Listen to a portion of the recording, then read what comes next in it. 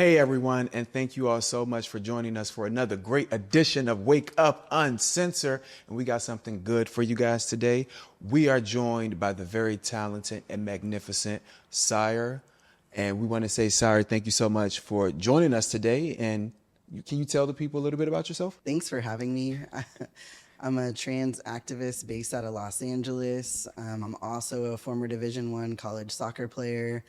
I try to do my best to be authentic and put myself out there to help teach people more about the trans community and just in general, I guess representing the LGBTQ plus community as a whole. Okay.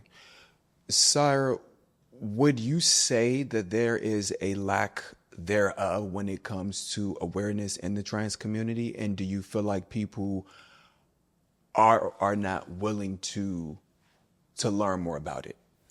I think that's some of it. I think with certain things that people are not necessarily used to or might not know so much about, there comes a little bit of fear around it. And I think there's some people that are just a little unwilling to be open-minded and learn.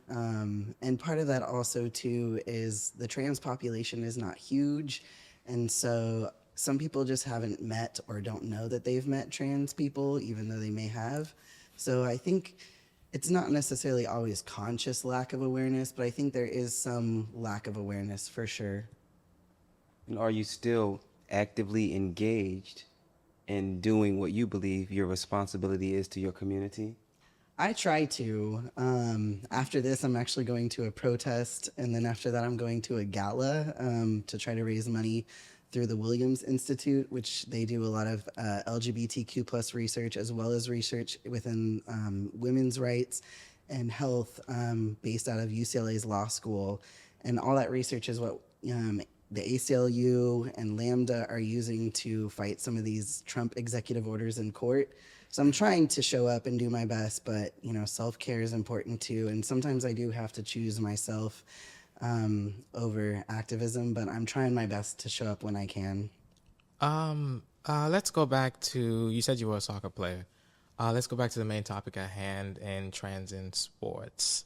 So most of a normal person looking from the outside in would say it is quite an unfair advantage to have a transition male to female that's in sports because of the bone density and so on and so forth.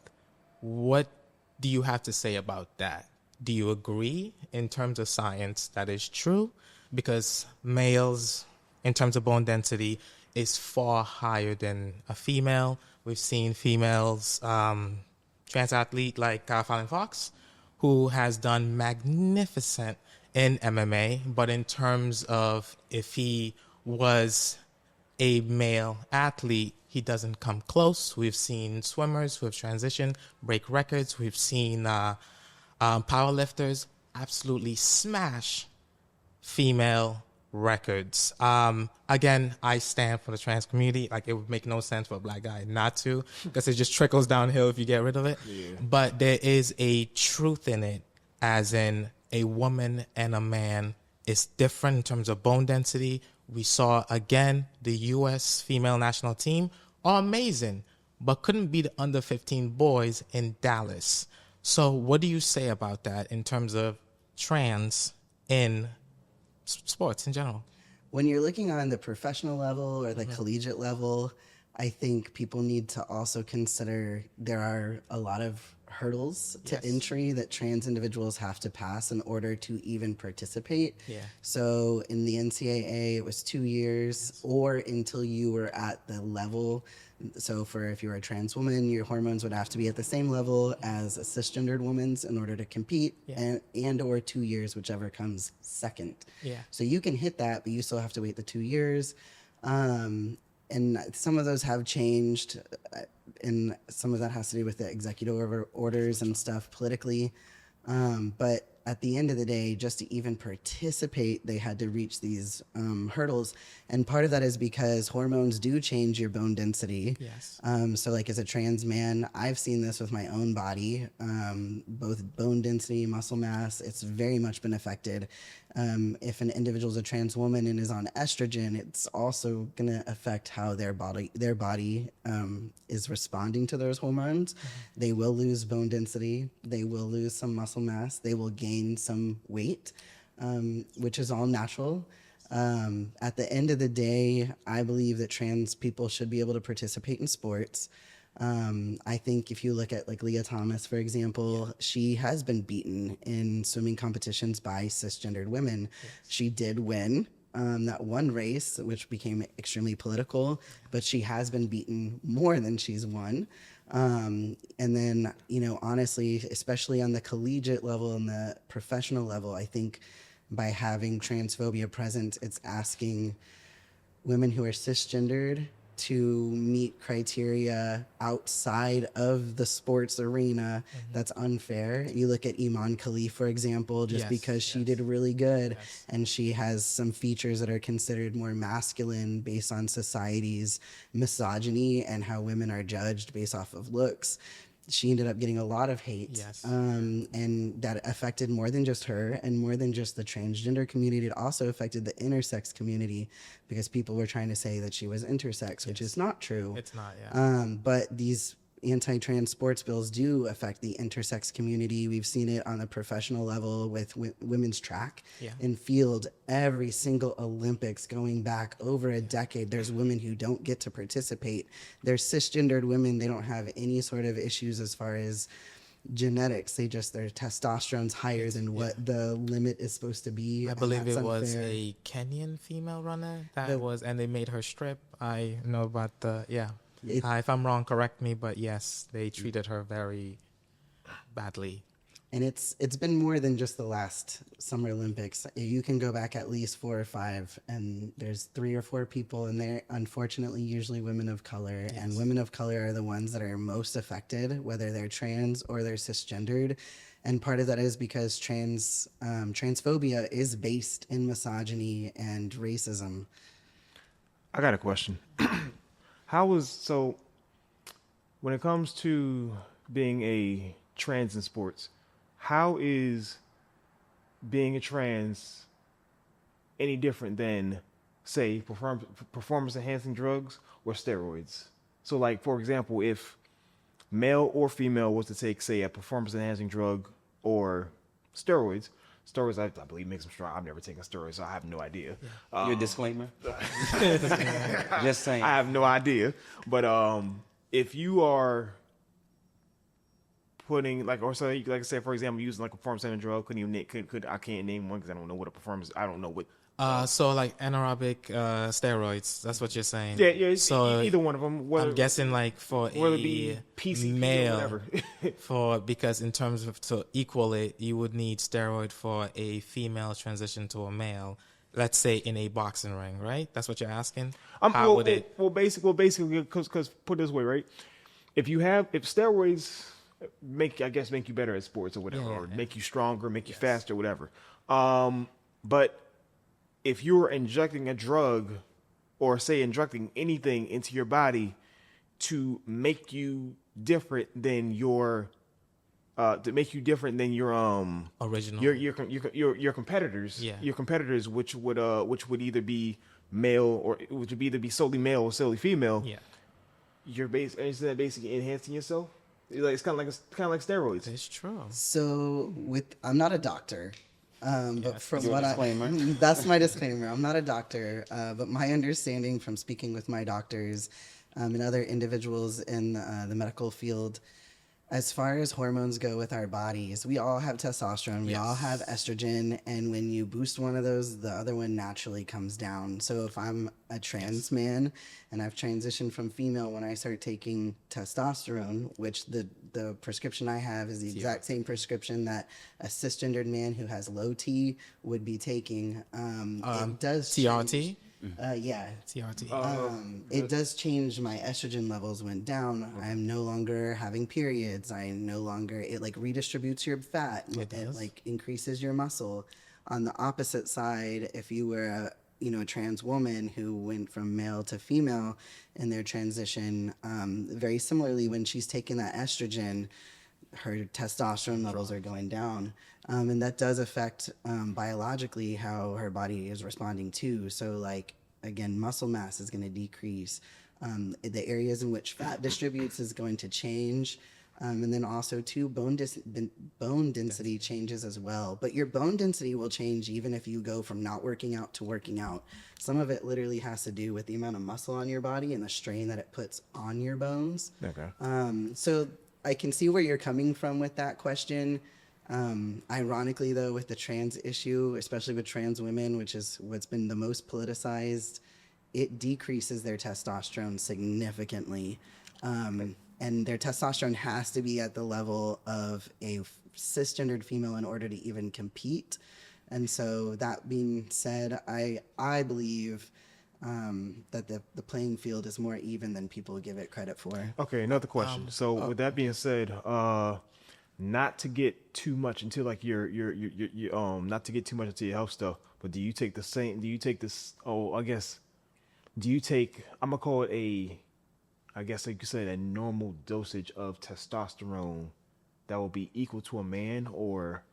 So it's they take basically it's TRT. TRT is taken by, I am a professional fighter myself. TRT is taken by, in the past, with UFC athletes. Vitor Belfort and a few who are a lot older took TRT. Their testosterone increased. They could train better. They could basically, he went from being mediocre. He's not mediocre compared to me. He would absolutely dog walk me, but he was mediocre. With TRT, he became a superhuman. So in that sense, I believe that's what he's asking. Yeah, if a trans male take TRT, no matter how, and this is my last pushback, no matter how you look at it, it is a sort of advantage. Again, I welcome it. I could care less, but the statement that people have, sorry, AP, is it does give an advantage. So what do you say about that? So I've coming as when I started my transition, I was female female. to male, so my testosterone level was much lower than a cisgendered man would be. Your body responds over time. So as a trans man, typically we have to take less and less over time, which is interesting. I didn't even know that until I started my transition. I have friends that are cisgendered men who have low T or are choosing to take testosterone for other reasons. And I take more than some of them and less than some of them.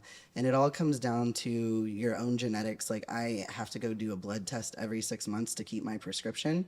And it's the same for any trans person, whether they're an athlete or not. And that just comes down to health. They want to make sure you're not taking too much.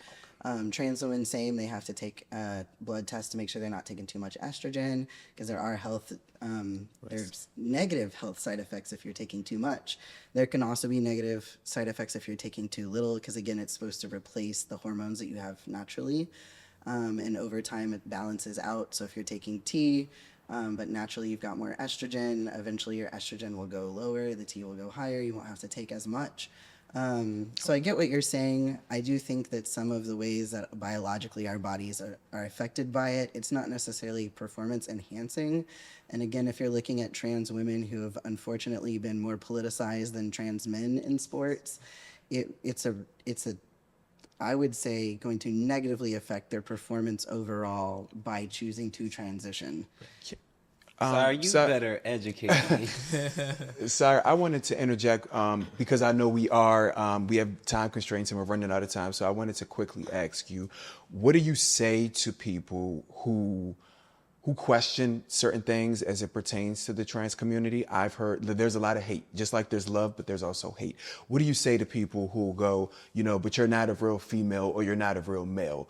How do you answer those questions? Or better yet, how do you educate those who are uneducated in that department? I mean, I guess it kind of depends on how they're coming at it. If it's just aggression, I'll usually just block and delete. But if it's someone who's actually coming with like an open mind, having a conversation, I think we live in a world with a lot of expectations on all of us, whether you're male or female, trans or cisgendered, and to be authentic and to be yourself is something that's an act of courage. And I really hope that everybody, regardless of who they are courageous enough to be themselves. And just in that, usually I try to, people don't say things like that because they're happy. People don't say things like that because they're happy with themselves. A lot of times it's a projection on them, or a projection of them on me or whomever. And so I just try to internally tell myself, hey, this isn't about me. If it's an opportunity to educate, I'll take it. If it's not, then, nothing off my back. Yes. But overall, I feel, especially with sports, and I'll be the bearer of bad news, and you'll know this as a professional boxer, or fighter. Professional boxer, yes. Boxer. When it comes to sports, especially trans individuals participating in sports, only 2% maybe of the children participating will get to go on to play college sports. Yes. And from then, another 1% will go on to be professional. So what's really happening is we're taking away the opportunity for children to have inclusion in community. And I think that's terrible. I think it's terrible to not allow kids to feel included. Most of them don't even want to play college sports or professional sports. So the fact that we're allowing it to affect thousands of kids versus trying to bring inclusion, and that's the part that hurts me the most. There's only 10 or less people playing collegiately that are trans right now. That's true. Professionally, there's even less people who are trans that are participating. So it just really is unfortunate that the people who are really losing are the children, and disproportionately the people who are being affected the most are people of color. Yeah. I agree. I got a question. Well, actually, and I hate to be the bearer of bad news, but we are running out of time. Syre, I want to say thank you so much for coming onto the platform to educate us and to just allow us to have a better understanding of what those different dynamics look like in the trans community. We definitely got to have you back for sure, because this was too short. We're going to have you back for sure. But I think the one thing that, and I don't know if I can speak for us all, but I will, if I may. I think that it's okay sometimes for people to agree to disagree without being disagreeable. However, I will say, and I want to stress this, educate yourselves. If there's something that you don't know, before you belittle someone or berate them, let's just educate them. And let's have an open mind and an open heart to be willing to learn. I think that's something that if we all practice that, we would just be better as a nation as a whole. I agree. Yeah. So can you tell the people, Syre, where they can find you? Social media? Yeah, you can find me on social media. My handle is @SyreSetFire. Yeah, I like the rhyming of it. Yeah, right on point. Yeah, so find me. I'm on socials. I'm on Instagram, TikTok. That's usually where I'm at, but you can probably find me on YouTube too. Oh. Well, thank you so much. And a round of applause for Syre. We thank you so much for coming on. Thank you. Thank y'all for having me. Anytime.